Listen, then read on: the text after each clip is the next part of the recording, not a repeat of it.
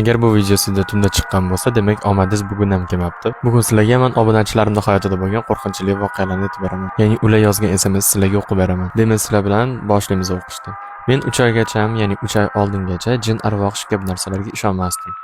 Deyarli hech narsadan qo'rqmasdim. Kechalari bemalol o'zim yolg'iz yurardim. Bu menga juda yoqardi. Aytmoqchimanki, yolg'iz yurish yoqardi. Universitetda o'qiyman, yotoqxonada turaman. Karavatim oldida neobichniy suratlar ilib qo'yilgandi. Ha, biroz qo'rqinchli suratlar edi, chunki shunaqa narsalarga qiziqardim. Bir kuni tungi soat 1larda uxladim. Keyin endi uxlab boshlagan paytim his qildimki, boshim tepasida kimdir menga qarab turganini his qildim. Ilib qo'ygan suratlarim xuddi jonlangandek. Eng qo'rqinchlisi, ularning ko'zlari qizil edi. Boshimning ustida turgan siluetga qara olmadim, ammo qarashga harakat qildim. Harakatlana olmadim. Gapirishga harakat qildim, ovozim chiqmasdi.